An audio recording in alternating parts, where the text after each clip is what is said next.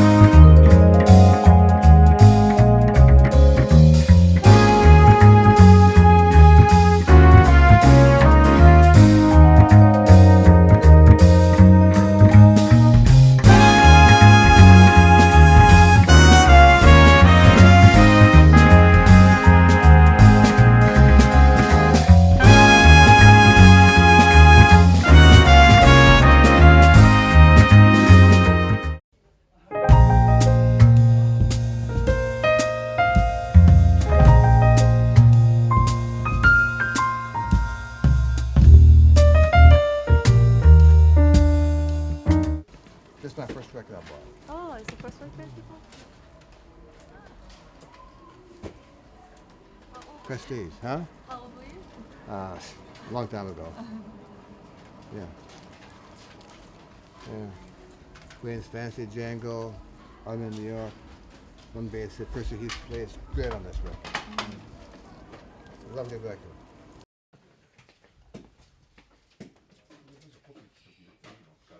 Well, I started playing cello when I was 12 years old, and switched to bass my senior semester in high school, which was January of 1955, and went away to a classical scholarship to the Eastman School of Music, and worked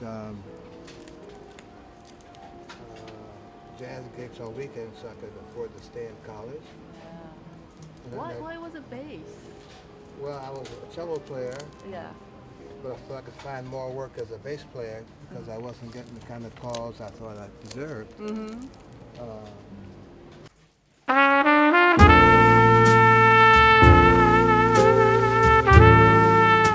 Well, it was a lot of fun every night. I think one of the things that we all learned from that experience was that any night you can go to work and play with this quality of people.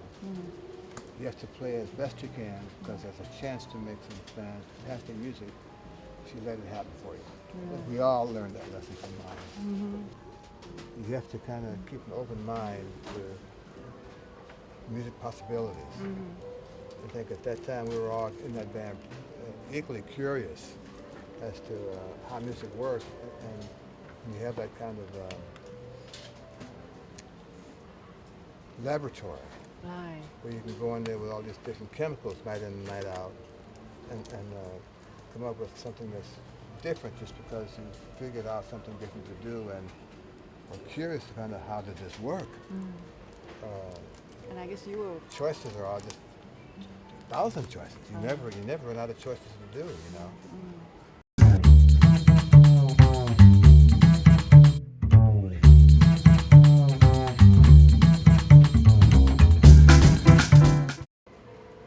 Those guys who were playing electric bass that had such a big head start on what they were developing, I thought that I kind of had my hands full trying to figure out what could the upright do. And as a result, when he asked me to join the band, I told him, no, it's time for me to try my own shoes on, as it were. And I decided to figure out what exactly was I hearing on the upright and try to find a way to make that necessary for me to play this process whenever I took the bass out of the case. He understood my reasoning, he accepted it, and he went on his way, and we remained very close friends. I'm glad for his choice, and I'm very happy for mine.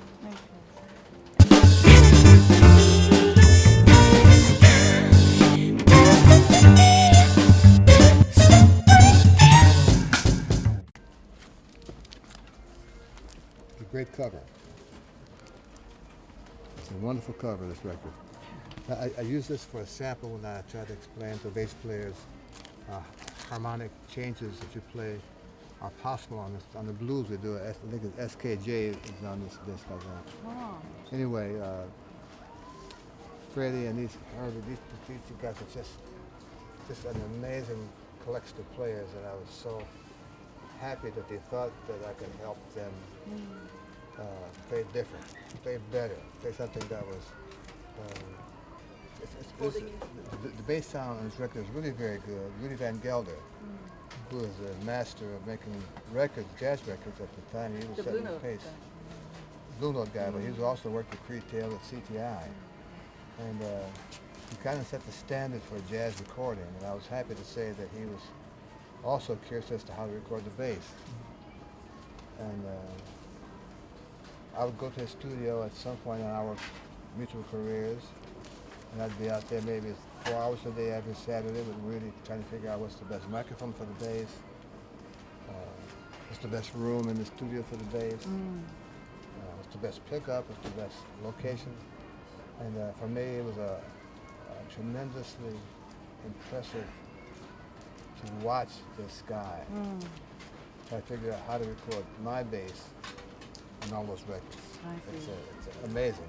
And I thank him every day that he has the patience to help me figure out what notes to play to make this work.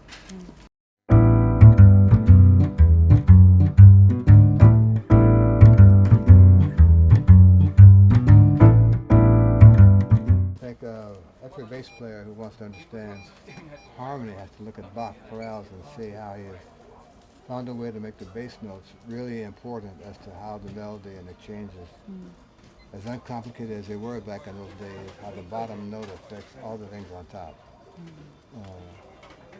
That was one of my first understandings of the compositional skills of what bass lines can do to anything on top. And of course, Bach wrote some tremendous music that's still being discovered by me.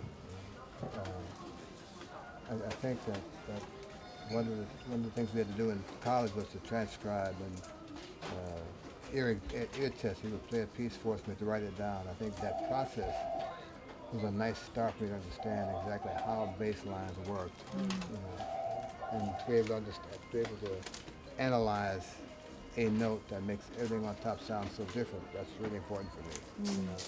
I'm still working on that, by the way. I see.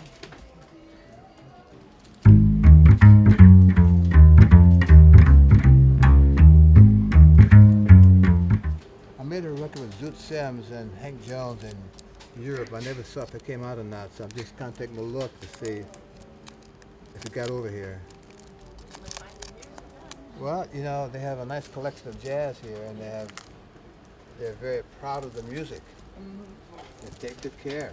So hopefully I can find something here that I don't have in New York and couldn't find anywhere else.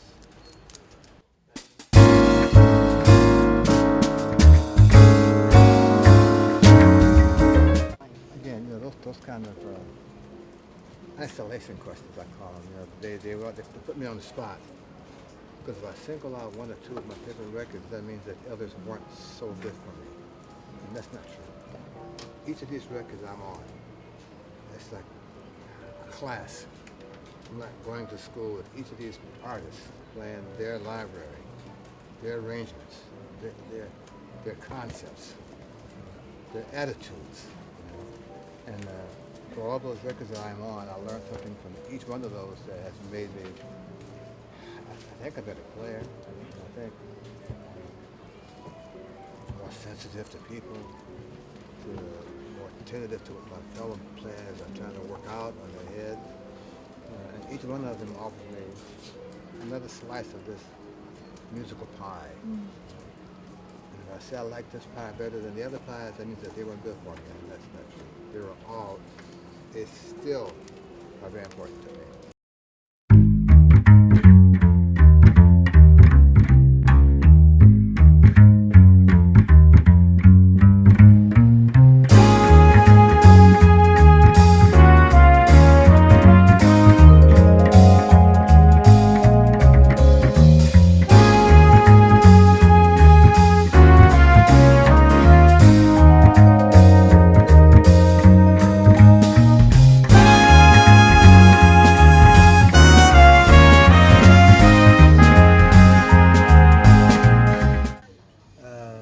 Before noon and after my lessons.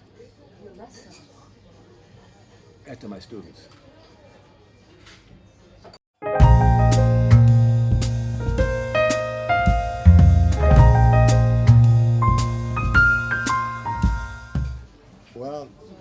routine depends on when I'm in New York. You know, it changes on the road. You can't have certain things. When you're at home.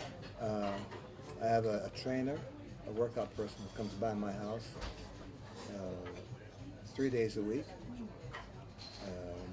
Every other day, Monday, Wednesday, Friday, or Tuesday, Thursday, Saturday, at 5:15 a.m. We work out till 6:15. I ice my shoulder. Ice my shoulder after it's done, and either have breakfast with my wife or start the lesson day for students, whichever is first in my menu. That's the start of the day. And then you take a lunch break? It depends. If I'm doing a project, I go for my students, write them my project. If I'm working that night, I try to make sure I have the band folder correct and the music in order for that night. If I'm not working, I try to organize my closet. The music's kind of everywhere. I just put it in a pile, you know, that, you know. Do you have to like touch the bass at least once a day? No. No. Some days you just spend without touching. Yeah. I think I just need the air. I need to have something else to be concerned with. I think, you know.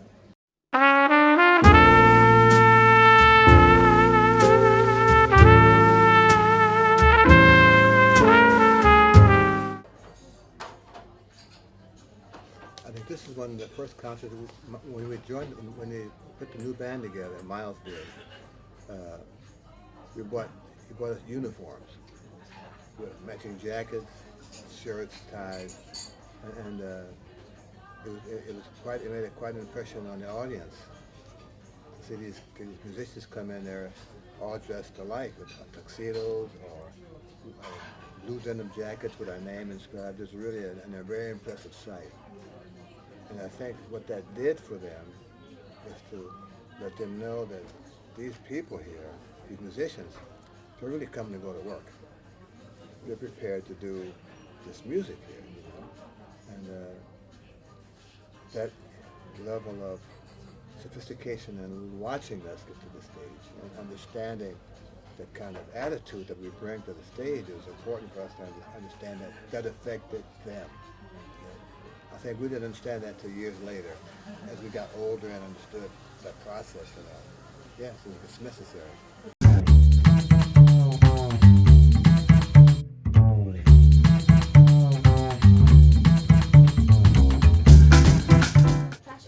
Fashion is a really personal statement, you know, and if you can translate this kind of personal comfort with your own self, with your own zone, it's easy to come up with something different in music that makes your fashion even more impressive.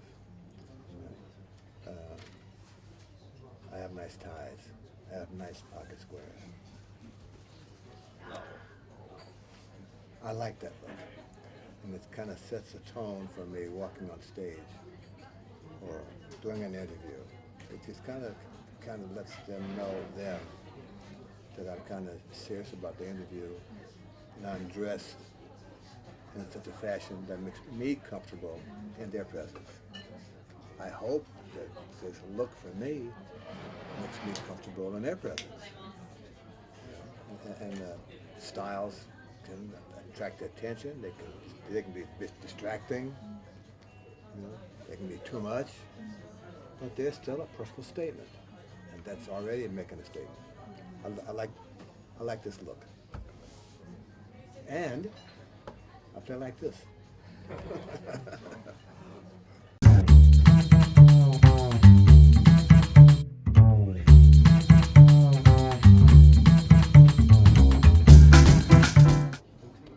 I must maintain the position of being kind to everyone.